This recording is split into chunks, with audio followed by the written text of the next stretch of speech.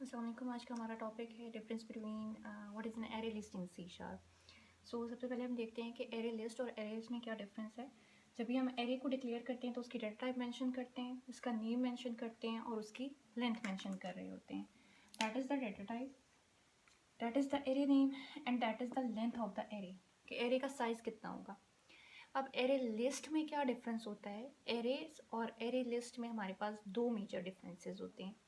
जब भी हम एरे लिस्ट को डिक्लेयर करते हैं तो उसमें ना हमारे पास डेटा टाइप होती है और ना उसकी लेंथ स्पेसिफाई होती है।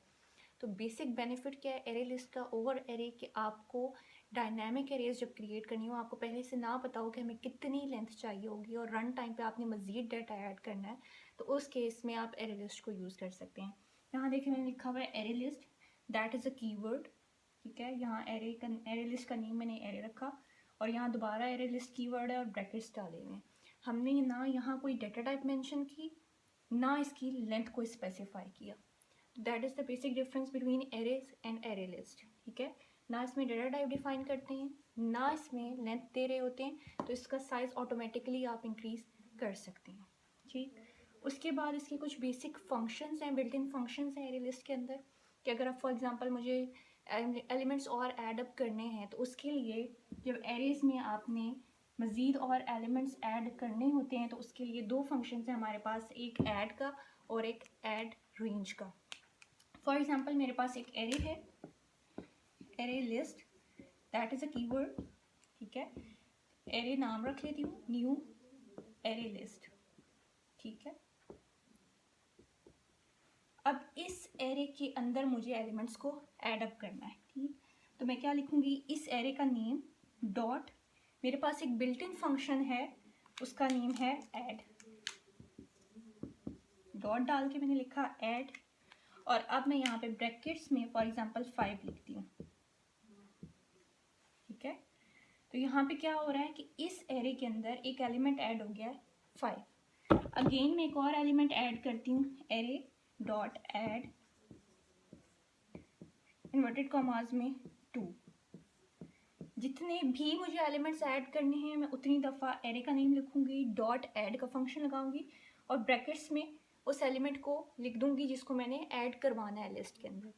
अब एक और मेजर डिफरेंस यहाँ आप देखें कि जब भी हम एरेज को यूज़ करते हैं तो एरेज में हमारे पास अगर इन टाइप की एरे हमने डिक्लेयर कर दी है तो उसमें सारे एलिमेंट्स जो हम स्टोर कर रहे होते हैं वो इन डेटा टाइप के ही होते हैं, उसमें आप कोई फ्लोट वैल्यू नहीं दे सकते। ठीक है, लेकिन एरे लिस्ट के अंदर आप एक ही एरे लिस्ट मैंने डिफाइन की, उसके अंदर मैं इंट भी स्टोर करवा रही हूँ, यहाँ देखें स्ट्रिंग भी स्टोर करवा रही हूँ।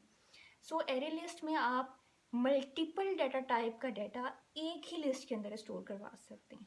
ठीक है, तो हमारे पास क्या क्या मेजर डिफरेंसेस आ गए, एक तो एरे लिस्ट के अंदर आपने उसकी ना डेटा टाइप डिफाइन करनी है और उसमें मल्टीपल डाटा टाइप्स का डाटा आप स्टोर कर रहे हैं, प्लस एरे लिस्ट के अंदर आप साइज भी डिफाइन नहीं कर रहे होते, जितने एलिमेंट्स आपको ऐड अप करने हैं जस्ट ऐड का फंक्शन लगाएं और ऐड कर दें। अब इसी तरह ऐड के अलावा एक और हमारे पास फंक्शन अवेलेबल है, दैट इज ऐड रेंज। क्या डिफरेंस है, दोनों एलिमेंट्स को ऐड ही करेंगे। जब आपने सिंगल एलिमेंट ऐड करवाना है तो आप ऐड का फंक्शन यूज़ कर लें। इन केस अगर आपको मल्टीपल एलिमेंट्स से पूरी की पूरी कोई और लिस्ट अपनी लिस्ट में ऐड करवानी है तो उस केस में हम ऐड रेंज का फंक्शन यूज़ करते हैं। फॉर एग्जाम्पल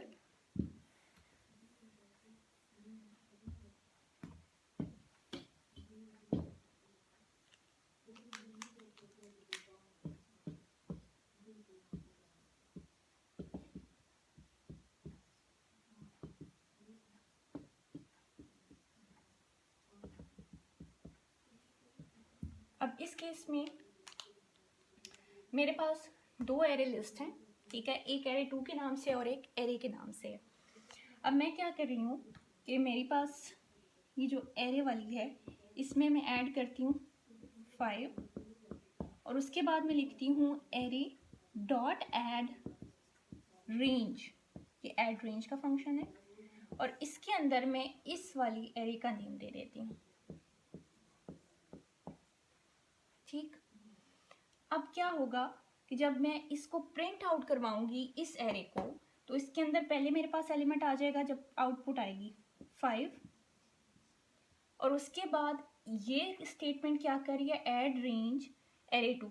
कि इस पूरी की पूरी लिस्ट को इस एरे के अंदर ऐड अप कर दिया जाए। मैंने आपको बताया कि ऐड रेंज तब यूज़ करना है जब मल्टीपल एलिमेंट्स हमने ऐड अप करवाने हो, या कोई पूरी की पूरी एरे लिस्ट अपनी एरे के अंदर ऐड करवानी हो, तो उस केस में हम ऐड रेंज यूज़ करते हैं। एरे 2 हमारे पास यहाँ पे एक और एरे थी जिसके अंदर आप फॉर एग्जाम्पल कंसिडर कर लें 6, 7 और 8 हमारे पास एलिमेंट्स पड़े हुए थे, ठीक है। तो 5 इसके अंदर था एरे के अंदर, देन हमने इस एरे के अंदर क्या ऐड कर दिया, एरे 2 को, ठीक है। एरे 2 वाली एरे लिस्ट को ऐड किया तो हमारे पास आउटपुट में क्या आ जाएगा इसके बाद 6, 7 एंड 8, ठीक है। तो 5, 6, 7, 8 हमारे पास आउटपुट पे आ जाएंगे। उसके अलावा अगर आपने किसी भी एरे में एरे को आइट्रेट करवाना है, ठीक है, फॉर एग्जाम्पल यहाँ पे हमारे पास एरे 2 है और इसके अंदर जो एलिमेंट्स पड़े हैं वो है हमारे पास 5, 6 और 2, ठीक। अब मैं कहती हूँ आप इसको प्रिंट आउट करवाएं, तो दो तरीके हैं, या तो आप इसको फॉर लूप के थ्रू कर लें या फॉर ईच लूप लगा सकते हैं। फॉर ईच लूप कैसे लगाते हैं, फॉर ईच कीवर्ड है हमारे पास, where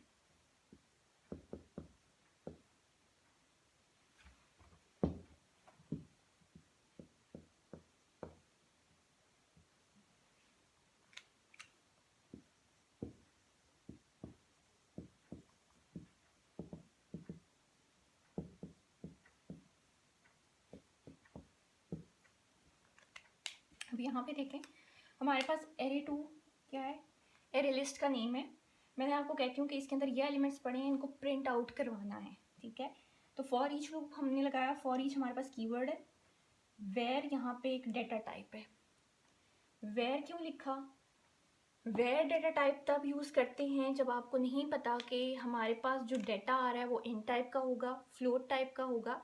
where data type multiple data types के डेटा को स्टोर कर सकती है। मैंने आपको बताया क्योंकि एरे लिस्ट के अंदर हमारे पास डिफरेंट डेटा टाइप्स का डाटा स्टोर हो रहा है। यहाँ देखिए इंट है और ये स्ट्रिंग है, ठीक है।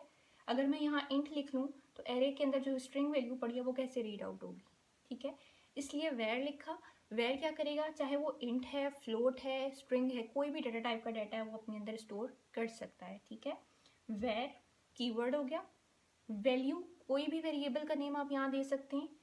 इन कीवर्ड है और एरे 2 हमारी एरे का नेम है, यानी इस एरे 2 से हमने डाटा उठाया, एलिमेंट उठाया, रीड आउट किया, उसे इस वेरिएबल के अंदर डाला। कंसोल डॉट राइट लाइन क्या लिखा हुआ है, वैल्यू, जो डाटा इसके अंदर आया उसे हम यहाँ पे प्रिंट आउट करवा रहे हैं, ठीक है। फॉर ईच लूप के अंदर आपको इंक्रीमेंट नहीं लगाना पड़ता, ऑटोमेटिकली ये 1 बाय 1 डाटा को रीड करता जाता है और प्रिंट आउट यहाँ करवाता जाएगा। एक ये तरीका है। दूसरा ये है कि सिंपल आप फॉर लूप यूज़ कर लें। फॉर लूप में क्या होगा, सिंपल वही for int i is equal to 0, i is less than array 2 dot count और आई प्लस प्लस। अब यहाँ पे जब हम सिंपल एरेज यूज़ करते थे तो उसके अंदर हमारे पास लेंथ का फंक्शन होता था, एरे लिस्ट के अंदर काउंट का फंक्शन होता है, ठीक है। एरे 2 डॉट काउंट, यानी जब तक एरे की लेंथ उसको मिलती जाती है वो तब तक रीड आउट करता जाए और यहाँ पे कंसोल पे प्रिंट आउट करवाता जाए। दोनों में से कोई भी प्रोसीजर आप यूज़ कर सकते हैं। उसके बाद है आइट्रेशन, इंडेक्सिंग, यानी आपने अगर एरे लिस्ट में से कोई डाटा रीड आउट करना है, ठीक है। यहाँ पे हमारे पास अगर ये फॉर एग्जांपल डाटा पड़ा है, मैं आपको कहती हूँ कि इसके डाटा को इंडेक्स वाइज एक्सेस करें, तो वो कैसे करेंगे।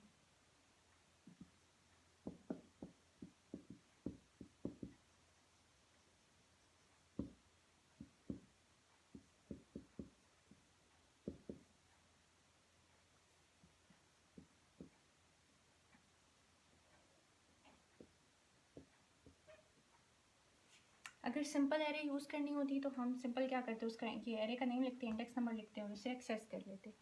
लेकिन क्योंकि एरे लिस्ट के अंदर हमारे पास मल्टीपल डेटा टाइप्स का डाटा स्टोर है, कभी कोई स्ट्रिंग है, कहीं वो फ्लोट है, कहीं इंट है, तो इस केस में पहले हमें टाइप कास्टिंग करनी पड़ती है। टाइप कास्टिंग यानी उसे हमने रीड आउट किया, एरे 2 के अंदर 0 इंडेक्स पे जो डाटा पड़ा है उस एलिमेंट को हमने रीड आउट किया, उससे इंट में कन्वर्ट करके देन किसी भी वेरिएबल में आप स्टोर करवाएंगे, ठीक है।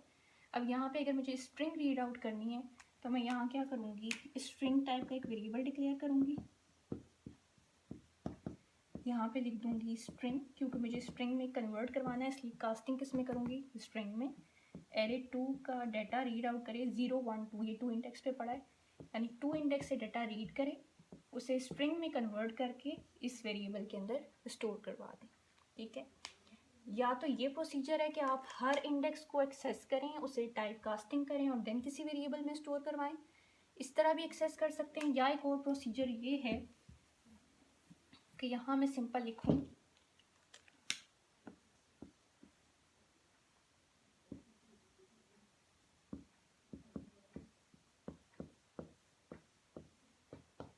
अब इस केस में क्या हो रहा है, मैंने अभी आपको बताया था कि वेयर हमारे पास एक डाटा टाइप है जो कि मल्टीपल डाटा टाइप्स के डाटा को स्टोर कर सकती है, चाहे वो इंट है, फ्लोट है, स्ट्रिंग है। ठीक है, तो हमें यहाँ स्पेसिफाई नहीं करना पड़ा, हमें टाइप कास्टिंग नहीं करनी पड़ेगी इस केस में।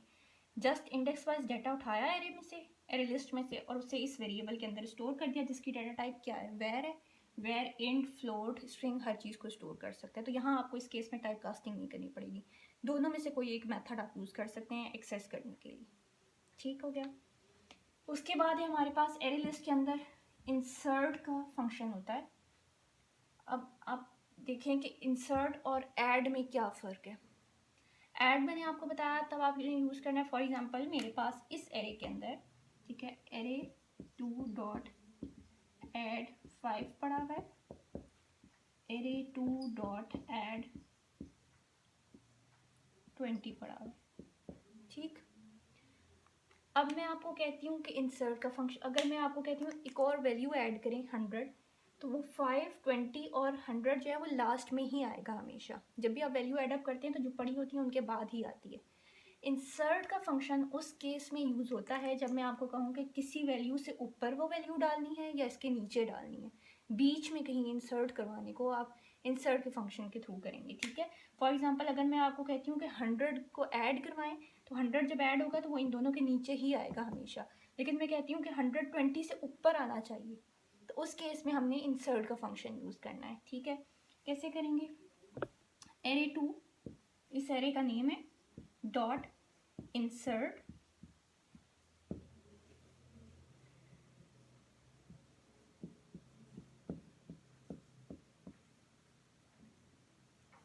अब ये क्या कर रहा है, एरे 2 डॉट इंसर्ट 1 डिनोट कर रहा होता है हमारे इंडेक्स नंबर को। ठीक है, that is the index number, और 100 क्या है, वो वैल्यू है जो मुझे इंसर्ट करवानी है। ठीक, सो एरे 2 डॉट इंसर्ट 1 इंडेक्स पे क्या इंसर्ट करवा दे, 100। 1 इंडेक्स क्या है, ये 0 इंडेक्स पे पड़ा है, ये 1 इंडेक्स पे पड़ा है, यानी 5 के बाद 100 इंसर्ट होगा 1 इंडेक्स पे और देन 20 डिस्प्ले होगा। ठीक है, जब आपने 1 इंडेक्स पे 100 को इंसर्ट करवा दिया तो 5 के बाद आ जाएगा 100 और 20 जो है वो नीचे शिफ्ट हो जाएगा। ठीक है, सो अब अगर हम इंडेक्स देखें तो 0 इंडेक्स पे हमारे पास 5 पड़ा है, 1 इंडेक्स पे हमारे पास 100 पड़ा है और 2 इंडेक्स पे हमारे पास 20 पड़ा होगा। ठीक है, उसके बाद हमारे पास फंक्शन होता है इंसर्ट के बाद इंसर्ट रेंज का। वही अगेन सिमिलर कि अगर आपने ऐड और ऐड रेंज के फंक्शंस थे, ऐड सिंपल यूज़ किया तो सिंगल एलिमेंट आप ऐड कर सकते हैं, ऐड रेंज कर रहे हैं यूज़ अगर, तो उसमें पूरी की पूरी लिस्ट आप दूसरी लिस्ट में ऐड अप कर सकते हैं। एग्जैक्टली वही काम इंसर्ट और इंसर्ट रेंज के अंदर हो रहा होता है। इंसर्ट किसी स्पेसिफिक एलिमेंट को, एक एलिमेंट को कहीं बीच में इंसर्ट करवा रहा है, और इंसर्ट रेंज पूरी की पूरी एक एरे लिस्ट को दूसरी लिस्ट के अंदर ऐड करवा रही है। ठीक है, एरे 2 डॉट इंसर्ट के आगे मैं लिखती हूँ रेंज, इंसर्ट रेंज का फंक्शन है, और यहाँ लिख देती हूँ 1 इंडेक्स पे एरे 1। ठीक है, और कंसीडर कर लेते हैं कि एरे 1 के अंदर हमारे पास एलिमेंट्स पड़े हुए हैं 2, 3 और 4। ठीक, तो इस केस में अब क्या होगा, एरे 2 यानी एरे 2 में इंसर्ट कर दे, इंसर्ट रेंज कर दे किसको, कहाँ पे, 1 इंडेक्स पे एरे 1 को। ठीक है, एरे 1 को इंसर्ट करना है 1 इंडेक्स पे, किसके अंदर, एरे 2 के अंदर। ठीक, एरे 1 में मैंने आपको कहा 2, 3, 4 कंसीडर कर लें पड़े हुए हैं एलिमेंट्स। ठीक, तो इस केस में क्या होगा, हमारे पास एरे 2 के अंदर 0 इंडेक्स पे 5 पड़ा है। ठीक, अब 1 इंडेक्स पे हमने क्या इंसर्ट करवा देना है, एरे 1 को, ठीक है। तो 1 इंडेक्स पे पहले 20 था, लेकिन अब क्या आ जाएगा, एरे 1 के एलिमेंट्स। तो एरे 1 के एलिमेंट्स आ जाएंगे तो 2, 3 एंड 4, और देन अब हमारा ये जो 20 था वो डिस्प्ले होगा, ठीक है। तो ये हमारे पास इंसर्ट रेंज का फंक्शन है जो कि मल्टीपल एलिमेंट्स को at a time add up कर रहा है, ठीक। उसके बाद हमारे पास फंक्शन है जी रिमूव का, कि अगर कोई एलिमेंट आपने एरे लिस्ट के अंदर से रिमूव करना है तो उस केस में आप क्या करेंगे। यहाँ पे हमारे पास दो एलिमेंट्स ऐड अप हैं 5 एंड 20, ठीक है। मैं आपको कहती हूँ 20 को रिमूव कर दें, ठीक। तो आप सिंपल क्या लिखेंगे, एरे 2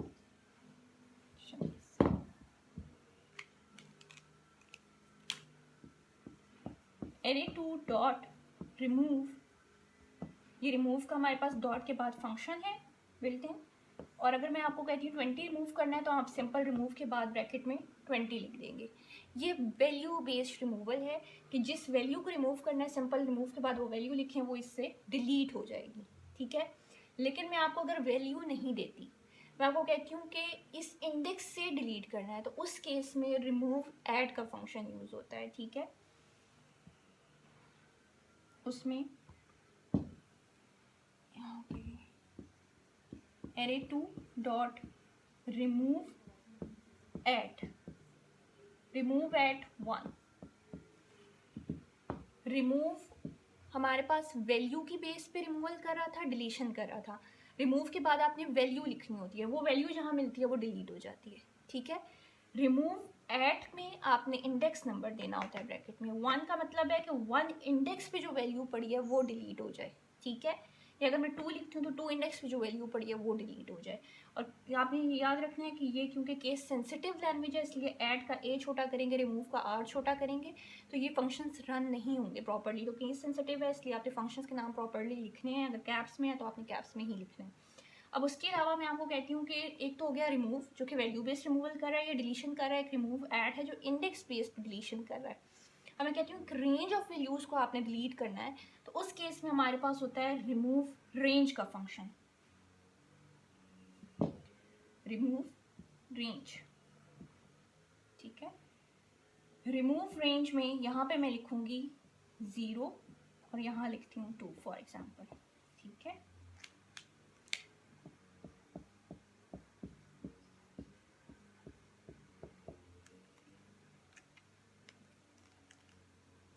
रिमूव रेंज का जब फंक्शन यूज़ करते हैं तो इसमें जो फर्स्ट आर्ग्यूमेंट है जो आपको 0 नज़र आ रहा है, that is the index number कि आपने डिलीशन स्टार्ट कहाँ से करनी है। और ये जो 2 है ये टोटल नंबर ऑफ एलिमेंट्स को डिनोट कर रहा है कि हमने कितने एलिमेंट्स को डिलीट करना है, नॉट दैट कि हमने इस इंडेक्स तक डिलीट करने हैं। That is not the index number जो सेकंड आर्ग्यूमेंट है, that is our total number of elements कि हमने 0 इंडेक्स से स्टार्ट करके कितने नंबर ऑफ एलिमेंट्स को डिलीट करना है, ठीक है। Again the second argument is not the index number, ठीक है। तो इस केस में, इस एग्जाम्पल में अगर देखें तो 0 इंडेक्स से आपने स्टार्ट करना है, दैट मीन्स 0 इंडेक्स पे मेरे पास क्या पड़ा हुआ है 6, यहाँ से मैं डिलीशन स्टार्ट करूँगी।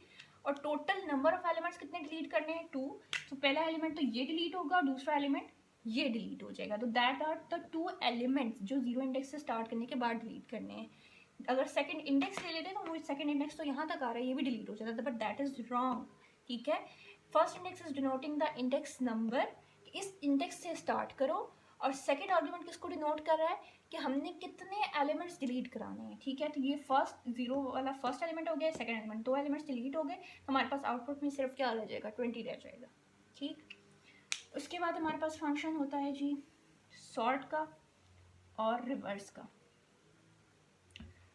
क्योंकि एरे लिस्ट के अंदर हमारे पास डिफरेंट डेटा टाइप्स के एलिमेंट्स स्टोर हैं, एक ही एरे लिस्ट के अंदर मेरे पास इंट भी वैल्यू स्टोर है, फ्लोट भी है, स्ट्रिंग भी है, ठीक है।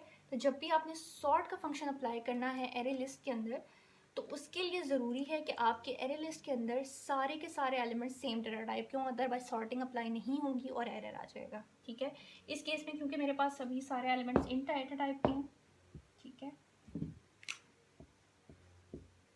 तो इस केस में अगर मैं यहाँ पे लगाती हूँ एरे 2 डॉट सॉर्ट,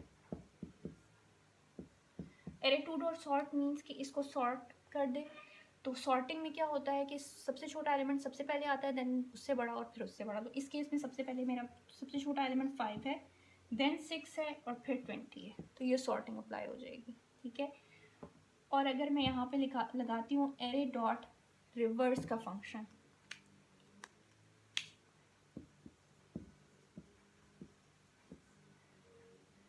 रिवर्स कर देती हूँ, तो एरे 2 डॉट रिवर्स क्या करेगी, यानी जो सबसे लास्ट में एलिमेंट पड़ा है उसे सबसे पहले ले आएगी, तो 20 सबसे पहले आ जाएगा हमारे पास, देन उसके बाद 5 आ जाएगा और देन 6 आ जाएगा। उल्टे सीक्वेंस में वैल्यूज स्टोर हो जाएंगी। ये एरे डॉट रिवर्स का काम होता है, ठीक है।